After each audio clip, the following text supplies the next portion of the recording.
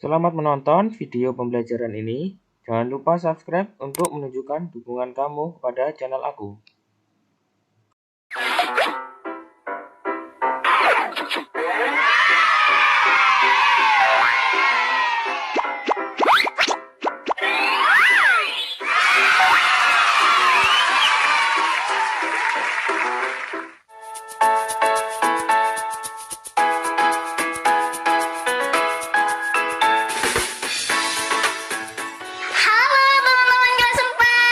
Semoga kamu dan keluargamu sehat semuanya ya. Amin. Sebelum mulai belajar, ayo kita gerakan badan terlebih dahulu. Lakukan senam ringan agar tubuh kamu sehat. Jangan lupa juga berdoa sebelum melakukan segala aktivitas. Nah, sekarang ayo siapkan lembar kerja dan alat tulismu ya. Adik-adik, adakah penampakan alam daratan di dekat rumah kamu? Penampakan apakah itu? Bisa kalian beritahu aku dan kakak? Kita berdua ingin tahu nih. Kita tunggu jawaban kalian semua ya.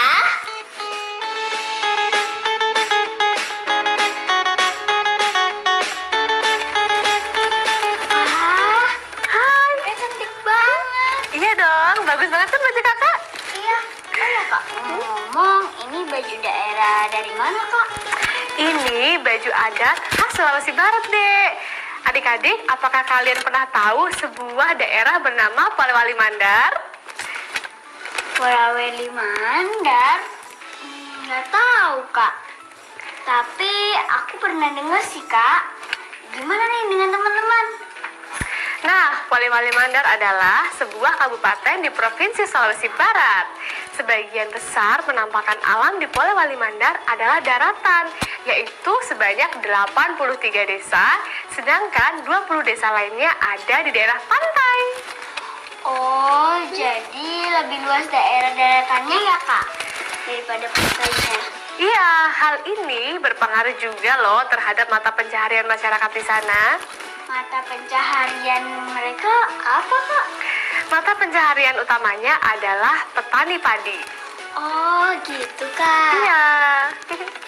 Tahukah kamu, produksi padi yang dihasilkan di Kabupaten Polewali Mandar terbilang cukup besar, yaitu sekitar 300 ton sekali panen. Nah, kegiatan ini merupakan salah satu tradisi yang dilakukan oleh masyarakat Polewali Mandar. Untuk apa mereka melakukan ini? Adik ingin tahu?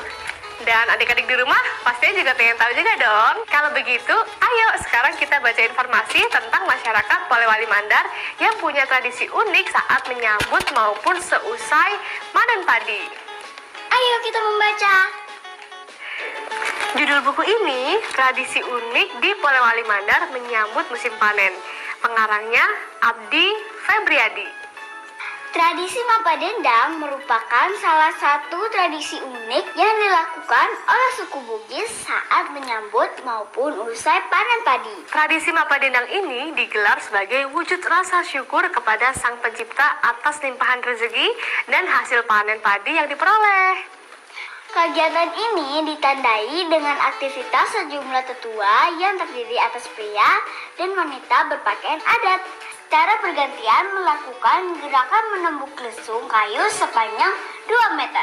Menggunakan alat menumbuk terbuat dari kayu berbentuk bulat memanjang disebut alu. Mereka menghasilkan lantunan suara indah yang terdengar serasi antara tumbukan yang satu dan lainnya.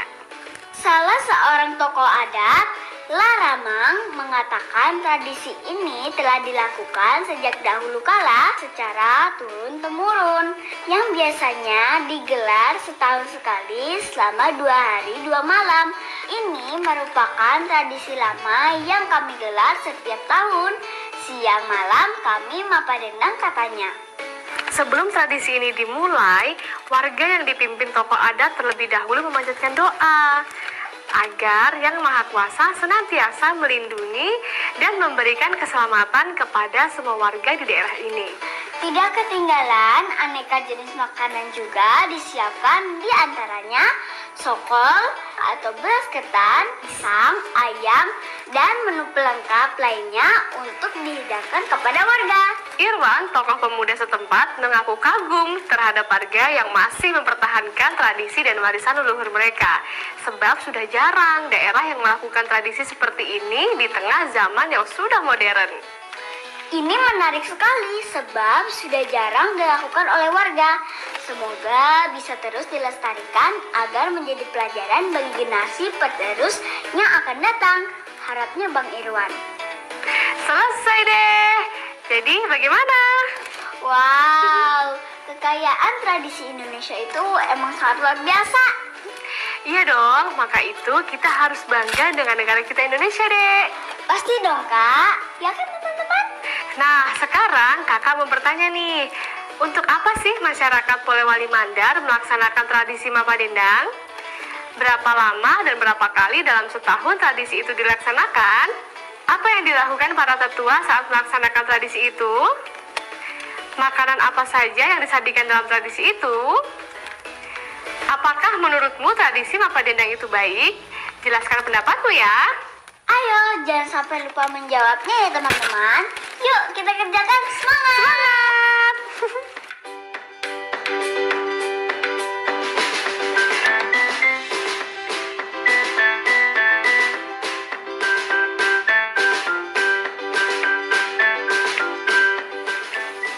Hai teman-teman, aku baru saja membuat surat membaca.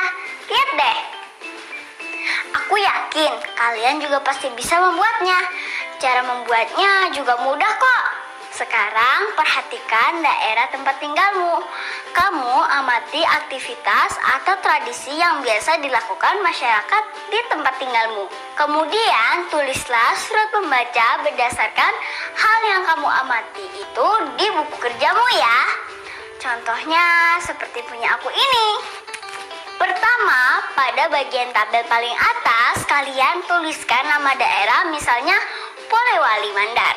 Kemudian, tarik garis ke bawah dan tuliskan kenampakan alam, misalnya daratan. Lalu, tarik garis ke samping. Tuliskan mata pencaharian, misalnya bertani. Dan jelaskan apa jenis pertaniannya. Lalu tarik garis lagi. Kemudian tuliskan upacara atau tradisi yang berkaitan dengan mata pencaharian masyarakat. Misalnya Mapa Dendang. Dan jelaskan apa saja yang dilakukan dalam pelaksanaan tradisi ini. Seperti itu tuh teman-teman caranya. Kalian tinggal sesuaikan dengan kondisi di daerah kalian ya. Oh ya teman-teman, jangan lupa ya untuk ceritakan tradisi Mapa Dendang dari bacaan yang telah sama-sama kita baca tadi kepada orang tua kamu atau walimu. Kamu boleh bertanya jika ada hal yang belum kamu paham. Hai adik-adik, ayo bermain bersama kakak. Di sini kakak punya beberapa kalimat-kalimat acak loh. Kalian harus menyusunnya menjadi kalimat yang benar. Kakak beri contoh ya, kalimat acak yang pertama. Nah, dari kalimat acak ini, kita tinggal menyusunnya menjadi kalimat yang benar. Seperti ini, tradisi Mapa Dendang dilakukan sebagai ungkapan rasa syukur atas panen yang diperoleh. Oh gitu kak, aku ngerti. Kalau sudah paham, sekarang silahkan ada yang mencobanya. Ini dia kalimat acaknya. Oke. Adi coba ya kak. Oke, ini dia.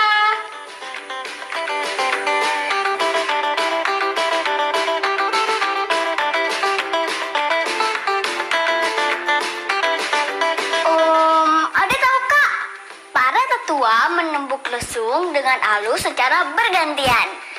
Betul banget. Yeay, kamu hebat deh. Gimana nih adik-adik di rumah? Gampang kan? Sekarang giliran kalian mencobanya ya. Ini dia kalimat acaknya. Lantunan, suara, dan serasi, mereka menghasilkan yang indah. Ayo silahkan disusun menjadi kalimat yang benar.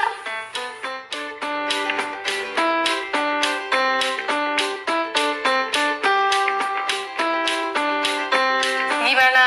Sudah belum? Kalau sudah, kita lanjut ke kalimat acak berikutnya ya. Ini dia.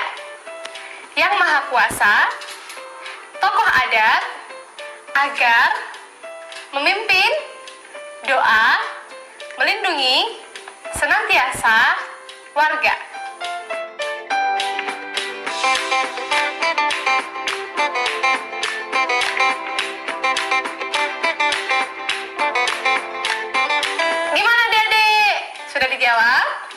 Kalau sudah, kita akan lanjut lagi ke kalimat acak berikutnya. Ini dia. Sejak tradisi ini telah turun-temurun dahulu dilakukan kala secara.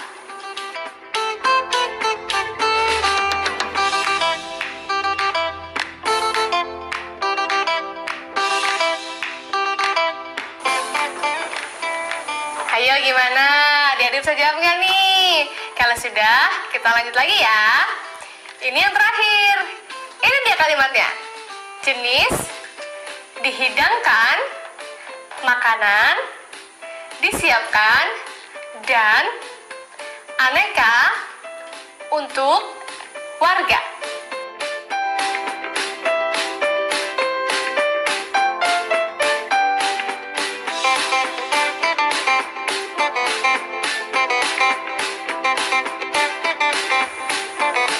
Gimana? Adik-adik sudah menyusunnya? Sudah ya? Wah, luar biasa! Kalau begitu, minta tolong orang tua atau wali kalian untuk mengeceknya ya. Semoga kalimat yang adik-adik susun tersusun dengan sempurna. Kalau belum, silahkan mencoba lagi. Semangat! Hai teman-teman, aku habis mengisi jurnal bacaanku nih. Nih, lihat. Kalian juga jangan lupa ya untuk mencatat buku atau bacaan yang kamu baca di jurnalmu ya. Oh ya teman-teman, besok kamu akan membuat model gunung berapi. Kamu bisa menyiapkan bahan dan alatnya mulai dari sekarang ya. Ini dia alat dan bahan yang kalian butuhkan. Pertama-tama, siapkan 1 kaleng bekas minuman atau botol bekas, lilin mainan, atau plastisin. Tapi jika tidak ada, kamu bisa memakai tanah atau pasir ya, atau apapun yang mudah kamu dapatkan. Lalu 2 sendok makan soda kue, sebotol cuka, dan pewarna makanan. Kalian sudah bisa mulai menyiapkannya dari sekarang loh. Yuk, kita bersiap. Semangat!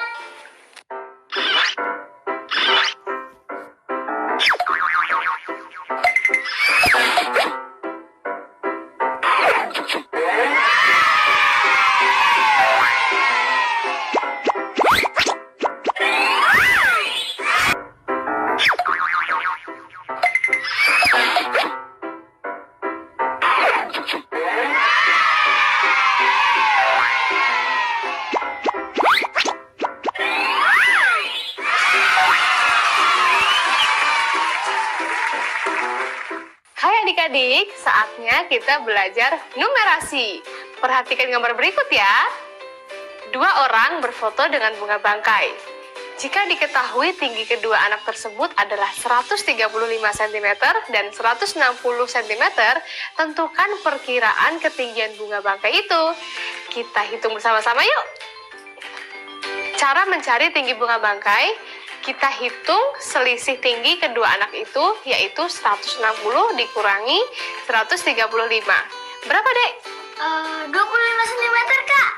Setelah itu, kita cari nilai tengah dari 25 cm dengan cara 25 cm dibagi 2, hasilnya adalah 12,5 cm. Kalian bisa bulatkan 12,5 cm menjadi 13 cm. Terus kamu tambahkan dengan tinggi anak yang pakai baju hijau itu. Berapa jadinya?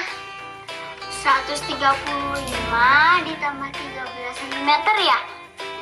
Jadinya 148, bener nggak? Betul sekali. Yeay! Perkiraan tinggi bunga bangkai kisaran 148 cm. Terus kalau nggak dibulatkan boleh nggak, Kak? Boleh kok, Dek. Nah, adik-adik yang di rumah, gimana dengan jawaban kalian? Kalian dapat menghitung perkiraan dengan cara lain loh. Pasti hasilnya tidak jauh berbeda dengan apa yang kakak contohkan tadi. Silakan dicoba ya. Halo adik-adik, yuk simak info tentang penggunaan sudut yang satu ini. Kita akan berangkat ke Pelabuhan Tanjung Mas di Semarang. Ayo kita berlayar. Salah satu penggunaan sudut adalah untuk menentukan arah kapal laut atau pesawat terbang dari tempat keberangkatan ke tempat tujuan. Berikut ini adalah contoh jalur kapal dari Pelabuhan Tanjung Mas Semarang ke Kumai Pangkalan Bun. Agar kapal melaju terarah sampai tujuan dan tidak keluar dari jalur kapal, maka nahkoda berpedoman pada ukuran sudut. Pada gambar di atas, kapal perlu melaju dengan sudut 20 derajat dari arah utara.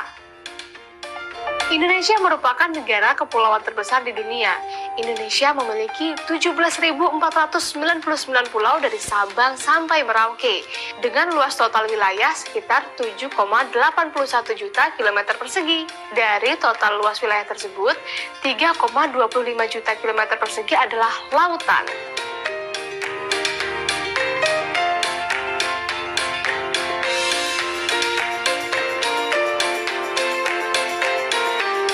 Penampakan alam ini menjadikan kapal laut menjadi alat transportasi yang penting sebagai penghubung antar pulau. Nah, waktunya kita bereksplorasi adik-adik. Siapkan buku latihanmu dan kita mulai dengan pertanyaan pertama. Namun sebelum itu, yuk kita tengok tabel berikut ini. Kamu bisa membuat tabel ini di buku latihanmu loh. Di sebelah tabel ini sudah ada gambar rute kapal dari Tanjung Perak menuju Sampit, Makassar, dan Banjarmasin. Baik adik-adik, kita coba untuk eksplorasi yang pertama ya. Perhatikan petanya baik-baik. Kalian akan mencari berapa nilai sudut yang dibentuk perjalanan kapal Tanjung Perak menuju ke Sampit. Garis arah yang digunakan pertama adalah utara. Garis arah utara sama dengan jalur Tanjung Perak menuju Sampit. Lalu letakkan busur kalian dengan skala 0 tepat menempel pada garis arah utara. Adakah sudut yang terbentuk? Ya, garis tersebut beririsan, maka tidak membentuk sudut atau bernilai 0 derajat. Ayo isi tabelnya. Berikutnya kita coba cari sudut yang terbentuk dari rute Tanjung Perak ke Sampit jika menggunakan garis arah timur. Letakkan busur derajat kalian pada skala 0 tepat menempel pada garis arah timur. Perhatikan baik-baik titik 0 derajatnya ya, karena kalian akan menghitung dari titik itu. Kira-kira berapa besar sudutnya hingga ke garis rute Tanjung Perak Sampit, Dek? 90 derajat, Kak. Betul banget, kita isi tabelnya ya. Ketiga, kita akan cari sudut yang terbentuk dari rute Tanjung Perak Sampit jika menggunakan garis arah barat. Ayo, sekarang coba adek yang cari. Oke, Kak. Aku letakkan busur derajat pada dengan skala 0 tepat menempel pada garis arah barat ya, Kak. Lalu aku hitung dari nilai 0 derajat ke garis merah yang merupakan rute Tanjung Perak ke Sampit. Yeay, hebat banget. Kamu ternyata bisa ya. Gimana nih, adik-adik yang di rumah pasti bisa juga dong. Jadi berapa nih nilainya adik-adik?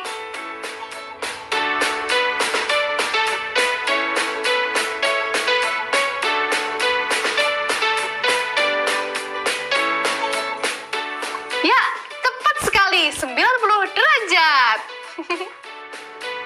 Ingatkah jenis-jenis sudut?